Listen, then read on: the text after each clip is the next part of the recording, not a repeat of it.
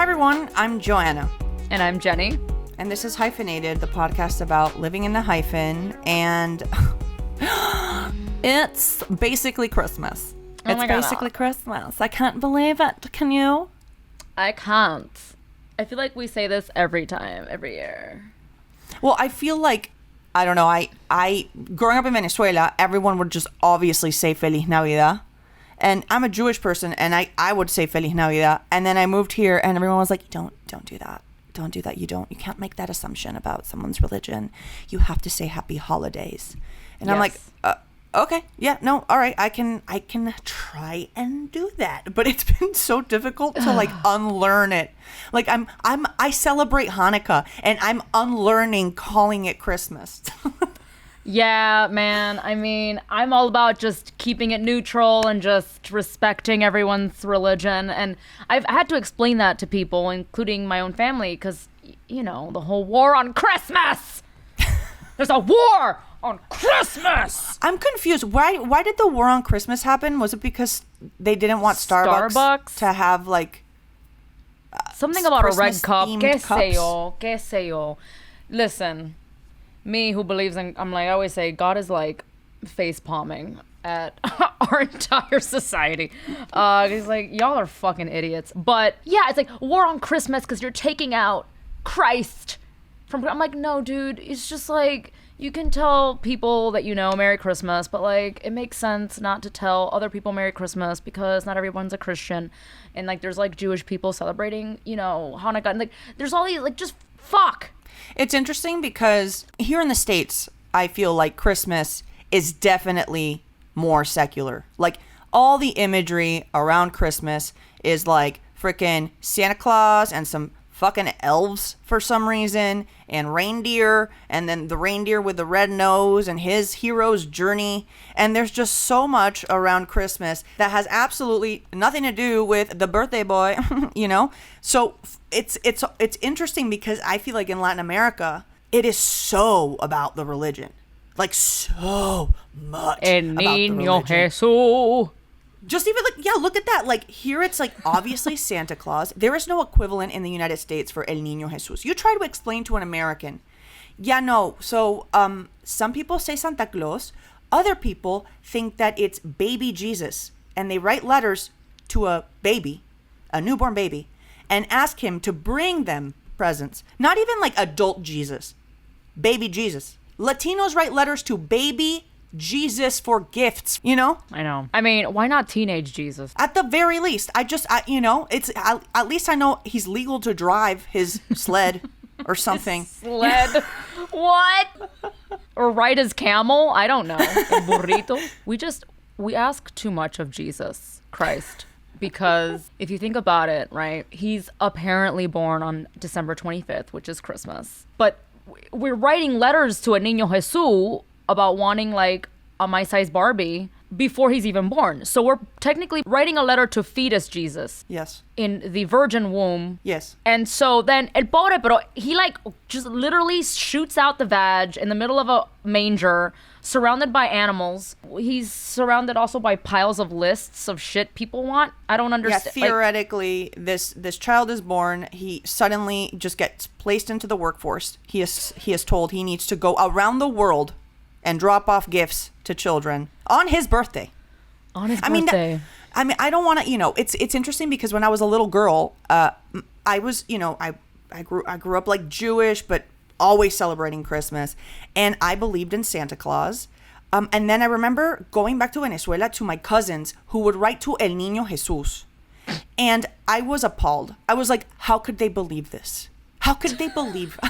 You know, I'm like, Mom, they're so fucking stupid. How could they believe a baby Jesus is bringing them presents? Meanwhile, I'm like, you know what does make sense? A very overweight man in the North Pole making presents with elves and bringing them on a reindeer entrapment. Like, you know. In one night. In one goddamn night. Listen, I've done the 48-hour film festival and the 24-hour film festival. Can't even make a decent short film in 24 hours. No me diga que este tipo went all around the world and gave everyone gifts. I mean, I at least could wrap my head around that.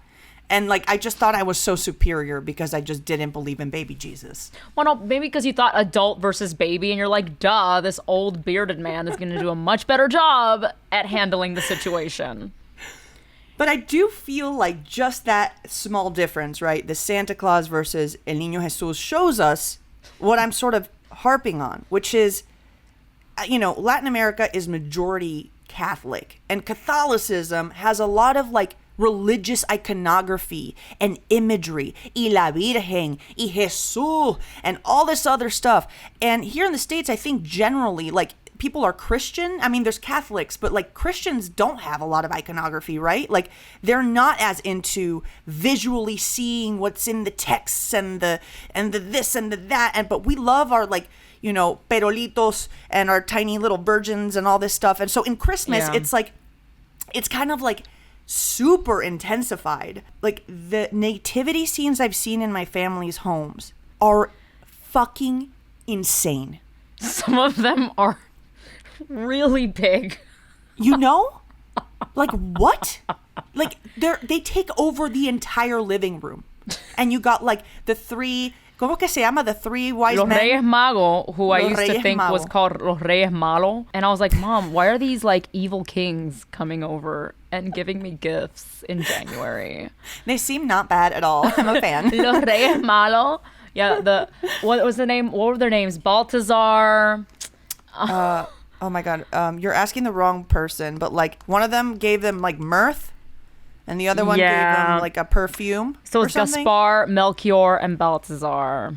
I mean, I gotta say, these guys really showed up, showed up for real. baby Jesus, They and didn't no one flake. is called those names. Everyone's called other biblical names. No one took the three wise men's names. Why is that? I'm pretty sure I've met a Baltazar. Yeah, maybe in Miami.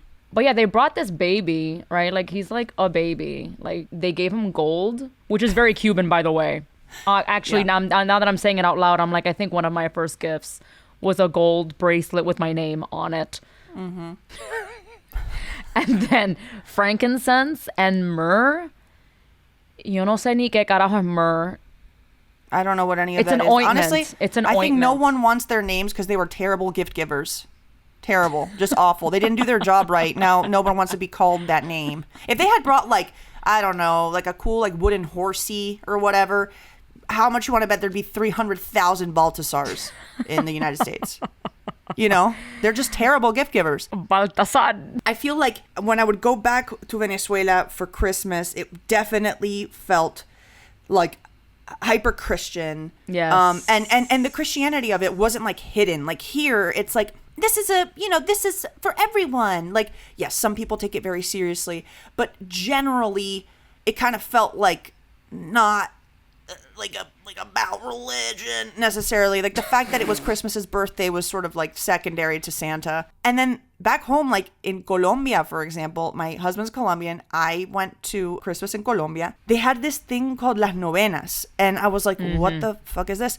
And it was like the 9 days before Christmas, Mary and Joseph were trying to find a place to like, chill. And for 9 days they roamed. And Colombians are like, yo, the Bible's right. So you know what we got to do for those 9 days? We party and sing. We party and sing for the Virgin Mary and Joseph's long trek through the desert. And it's always like every night that I'd go, it was just like talking about the Bible, like what the story is behind this thing. But it wasn't like sad or como. It's very jubilant and party filled and happy, but it's still like very biblical, I feel. Yeah. So, Jenny, how are you liking Pantalla? I love me a good streaming service. And I'm honestly so glad that Pantalla is one of our sponsors. Have you been watching El Juego de las Llaves? Oh my God. Yes. Let me tell you, these shows are somehow getting more escandaloso than my abuela's favorite novelas. Yeah, I can confidently say they're pushing the envelope. Well, the hottest show on pantalla is back with another explosive season. And this new season is sexier. More exciting. And way more edgy than before. Maite Peroni, Marimar Vega, and Humberto Busto are back. And they welcome the new players, Cristian de la Fuente, Laura León, and Alejandra Guzman. The game continues with the second season of El Juego de las Llaves. Streaming now only on Pantalla. Download Pantalla app from the App Store or Google Play Store. Or visit pantalla.com to sign up. And don't forget, it's Pantalla with a Y. Oh my God, Jenny, I was reading Christmas was like banned in Cuba for 30 years. Nah, I'm not surprised. Because like obviously communism, Karl Marx said that religion is the opioid of the people. So in Cuba, Christmas, not celebrated until the Pope went once and just had like a good dinner with Fidel Castro. And Fidel was like, okay, fine, you know what? It's fine. We can have a little Christmas. We can just do that here. Yeah. So I'm interested, like Miami Cubans, you guys probably went ham. Like, fuck. We go ham for real. That's yeah. we go real ham in the cajachina with the goddamn puerco. What's a cajachina? I still don't understand why they call it that. It translates to the Chinese box. Mm-hmm. It's this giant wooden contraption where most Cubans make their lechon. Which is like pork. Yes, it's like just a whole ass pig, and it's made in this giant box, and it's real intense. Like Miami during the holidays, mira, there's no decorations. It's actually very boring in terms of Christmas spirit. Really? But on Nochebuena, you can just be walking around your neighborhood and it reeks of puerco. It's just like smoke and like so everyone's out in their backyards just cooking their meat. But it gets very intense. It's all about the food. Obviously, growing up Catholic, we always had our little manger, and we learned about this being the Jesus's birthday, and sometimes we would go to misa. We wouldn't always go to mass. Sometimes we did, sometimes we didn't. But it wasn't really the center of it all. I think it was just more like Nochebuena, time to sit around the table and eat good Cuban food, and the adults would open their gifts at night. And then in the morning, my mom became like Americanizada. And it was like hardcore, just American Christmas. And my mom was extreme. She would hide our gifts at other people's houses. So when me and my sister were sleeping, she would go on a mission and go pick up the gifts from people's houses, bring them over, make it look like Santa was there, boot prints, everything. Mm-hmm.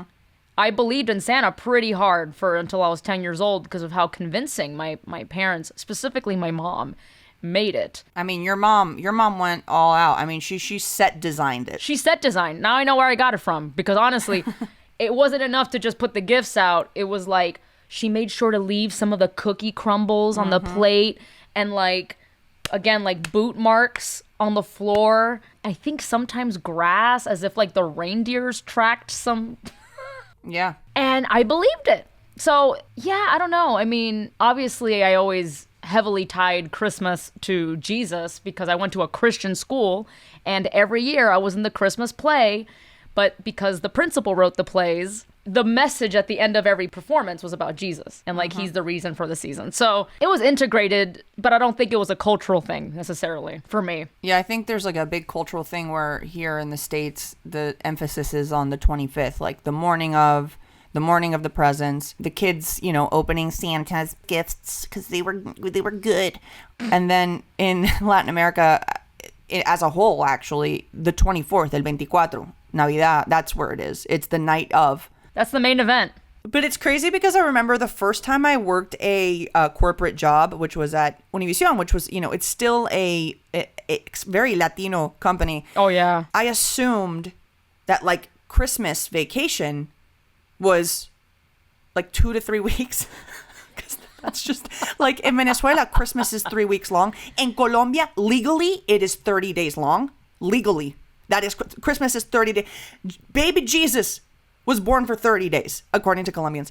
So for me, when I had to like ask for time off, they're like, okay, so you're going to get the 25th and the 1st. Congratulations. And I was like, that's absolutely not acceptable, Becky. You can't do this to me. She's like, well, you can take unpaid leave for the 24th and the rest of the vacation. And I'm just like, wait, what? That is absolutely unheard of. Like in many other places in the world, specifically Latin America. Like, Yeah. I think Mexicans, like after Christmas and New Year's, then there's like a second Christmas. Que es como que No, el Día de los Magos, una vaina así. Queso, la roca, right? When you find the plastic baby in this like roca. Like un pastel. It's like a circular, colorful rainbow bread with fruits and things. It reminds me of fruitcake, but it's like a wreath shape. Yeah. And Mexicans put like a plastic doll in there, like a choking hazard. And then whoever doesn't choke on the plastic Jesus has to host Yes. a party in Yes. January. And it's just like, you know, it's very, I think it's very Latino because I think the Filipinos also have like a very long Christmas with like a lot of celebrations. I think it's very Spanish to like find excuses to party, you know? Like, have you been to Spain? I have not. Those motherfuckers have dinner at like midnight. Which makes sense now, considering how late we all eat. Their society is like around enjoying time together, while the U.S. is like the absolute opposite. I was scarfing down my food at one point to then run to Toys R Us and work my shift. I was like, There you go. yuca! And then fucking totong, and then I ran off to fucking Satan's asshole. Well, there's a lot of like paganism linked to Christmas. Like so Like much of always, it is pagan. what are Yeah. I feel like this water bottle's pagan. Everything's pagan. Everything Right? is pagan, and I feel like, you know, the Vatican, no offense, you know, not particularly creative. They stick to, you know, what they know. Like, for example, the Vatican in Italy, right? They have trouble accepting that Santa Claus has anything to do with Christmas because that's just like too illogical for them because it's not in the Bible. So in Italy, the Vatican is like, no, but you know what does make sense? The 3 wise men, they invited an old witch to come and she didn't show up. And now she's got to give children gifts for the rest of eternity because she was too lazy to go visit baby Jesus. And the Vatican's like, that makes sense. This makes more sense. This could be an addendum to the Bible. So we believe this because this whole jolly red man, too hard to believe, but a little old witch who just didn't want to go. She's the one that's delivering the presents to the children. Yes. I prefer an old witch. I do too. It's like the first time, you know, the Vatican is like, let's give a woman a role that isn't of a virgin. Or of a whore. She's neither a virgin nor a whore. She's a witch, but she's a cute witch because she like gives children gifts. So it can't be too scary. I believe that Santa would be a woman more than a man, and I hate to say it because I always have to pull teeth at every single man I've had in my life.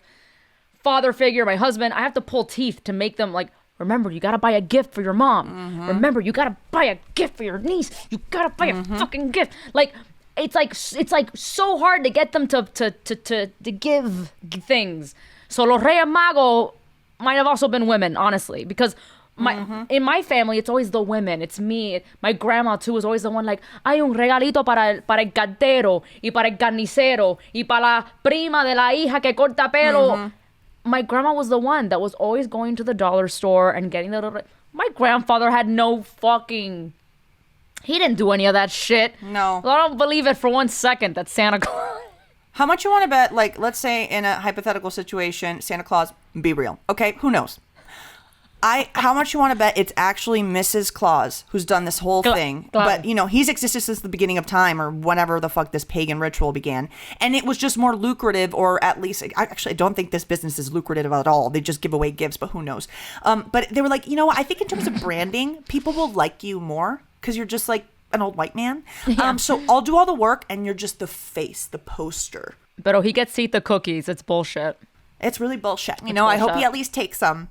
He at least takes some to Mrs. Claus. Also, a bunch of elves are that's like, honestly, that's like indentured servitude over there. I don't know why we celebrate Santa Claus so much. These elves are working for no pay and just just for the right to live in the North Pole. they Anyway, love it. you know. They clearly love it, as seen in all the Hollywood movies, like the Santa Claus. But you know the visual, like the actual visual jolly looking Santa Claus is a new symbol that was basically made by Coca-Cola marketing executives. Of course. Like Coca-Cola was like, how do we sell more Coca-Cola? Make a cute looking Santa with like little rosy cheeks and have him be drinking a Coca-Cola. And for some reason, that image is what we think Santa is. Yes. But I will say I'm very pleased to see out in the stores and at tiendas, there's more Black Santas. Oh, thank God. Really? Thank God. Yes. Now, if we can see more realistic Jesus, I would be very... I'm like, okay, great. We started with Santa. All right. We have Black Santa. That's awesome. It's not just white fucking Santa everywhere. This is great. Thank you, Target. Pero Jesus still looks like Obi-Wan Kenobi. I see no difference. It's kind of interesting how now there's a lot of people really pissed about seeing Black Santas because they say, like, how am I going to explain to my children that Santa suddenly is black now? Meanwhile, parents all over the place. You can make up all the fucking excuses so your kid can believe in Santa. Pero I know Black Santa. How am I going to do this? Yeah, it's like there's a lot more logic flaw that you gotta like really put your mind over to justify this story. Flying reindeer. Like also, why reindeer? Why reindeer? I don't understand. Like a plane would make more sense. You know? Anyway. Which, by the way, I learned a fun fact. Those reindeer pulling Santa's sleigh are women. Because female reindeer also have antlers, and during the time period that Christmas lands in, the males lose their antlers.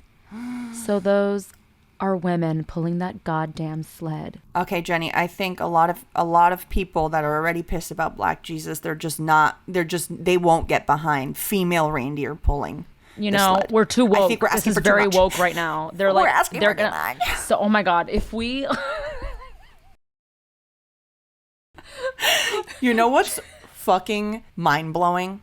What? So, in Japan, Christmas has never really been a big thing. Until, like, I think it was the 90s. KFC was like, dude, Japan, that's a great market. Let's just, like, make it a Kentucky Christmas. Like, let's make KFC be the bringer of Christmas to Japan. And to this day, Japan, like, goes crazy to eat fried chicken at a KFC for Christmas.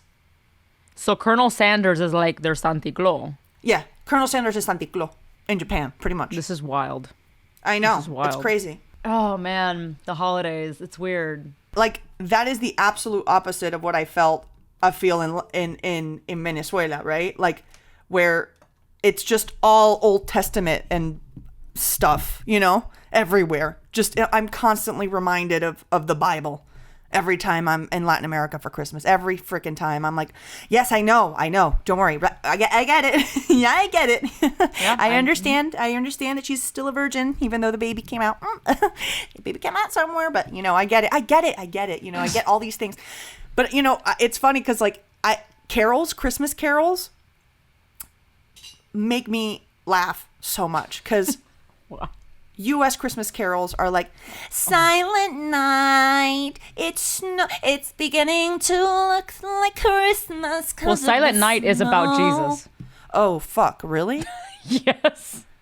What is it? Silent Night, Holy Night.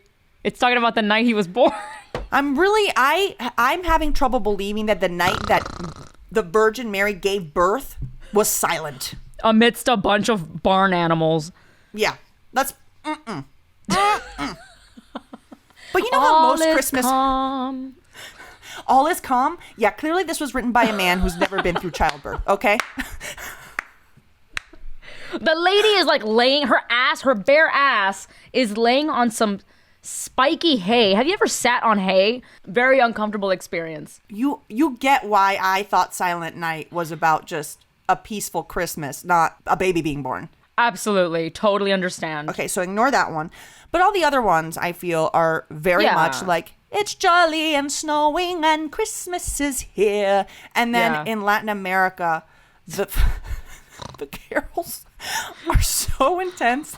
They're like, the donkey that is taking the family to have this baby. Hopefully he makes it to Bethlehem. Donkey, donkey, go to Bethlehem. It's like, oh my God. That's not how the song goes. But that is the gist of it. It's a goddamn refugee story. Oh my God. You're right. They were fleeing persecution. That's why they fucking walked. I think it's like a 30-hour walk to Bethlehem from Nazareth. Wow. Damn. It doesn't sound like... It's a very uplifting song. I remember having to sing it in like preschool in Venezuela, and it never ended. Tuki, tuki, tuki, tuki. And then it kept going, and I remember being entranced in this never-ending song about a donkey. But I think so many other songs are like, you know, church songs. I guess I'm more familiar with the American ones, but there are a good amount. Like Little Drummer Boy is about Jesus. So is Wait, like... what? Little Drummer Boy's about Jesus? Yeah. Wait, stop. How? Who's drumming? Jesus? Who's the drummer? Who's drumming? You don't say. Maybe they hired a drummer for his birth. I have no idea. I mean, honestly, I feel like a lot of these songs are... They're taking creative leaps here, okay? Here it is. Okay. In the lyrics, the singer relates how as a young poor boy, he was summoned by the Magi to the nativity of Jesus. Without a gift for the infant, the little drummer boy played his drum with approval from Jesus' mother Mary. Oh. Recalling, I played my best for him. So the little drummer boy apparently maybe tagged along and like stalked the three wise men or something. And he played music for Jesus because he didn't have any tangible gifts. It could very well be that the little drummer boy is, in fact, the little kid singing Mi Burrito Sabanero with his tuki, tuki, tuki, tuki. Maybe that's his sound that he's making on the drum. So you know what? There's a crossover here between Latin American carols and U.S. carols. Little drummer boy is taking a donkey, and he's tuki-tuking everywhere, you know? But I agree. Latino songs, I guess, tend to be more religious. And I'm not as familiar with them. That's all. Okay, but I feel like these are all like hidden Christian. They're like surprise Christian. I had no idea that these were so... A lot of them, yeah. Like, or like, oh, holy night. Like, or like, what child is this? These are all Christian songs. Honestly, I clearly am terrible at picking up the religious connotations and undertones of any song. It's because I was drilled in me with all the Christian schooling and like I had to learn how to sing Hallelujah. Like Hallelujah, I wouldn't have picked that up. Like full. This is beautiful. Like, what is this about? Just a lot of vowels. For the Lord God omnipotent reign. I'm like, I don't even know what I'm saying. It's a different language. I'm hallelujah, hallelujah. I can't. And they made us sing that song every year. You know what I feel like in this conversation? I feel like when I found out Creed was a Christian band and everything had to do with God, like all their songs had to do with like I thought they were just like a rock band, and then it was like surprise, it's all about God. Like that's how I'm feeling right now with every song that I've thrown at you. I mean, I highly doubt Jingle Bells or Baby It's Cold Outside is about Jesus. No, Baby It's Cold Outside is definitely about inappropriate behavior, you know? Yeah. A lot of people love that song, and I'm just like, it's kind of creepy. You know what? You know what's my favorite carol? Which one? I love this one. I don't want a lot for Christmas. There is just one thing I need. I fucking love that song. Mariah Carey is the number one caroler for me because it's about love. Mariah Carey's certainly undefeated champion of modern day Christmas songs. God, really, honestly, genius.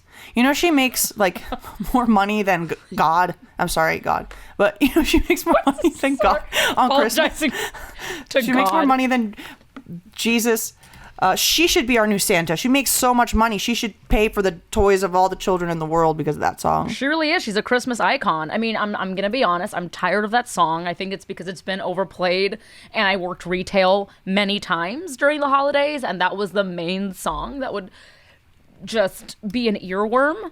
And you know how it is when you have ADHD, bro. These songs latch onto your brain like a leech. Mm-hmm. And it doesn't let go, and it's like terrifying. So I have retired that song personally. You're just done. I'm done. I'm sorry, Mariah. You go, girl, with your jingle bells. Slay all the way. Slay. I am for it. I can't with the song anymore. Well, you know what, Jenny? Most modern day Christmas songs are written by Jewish people. Wow.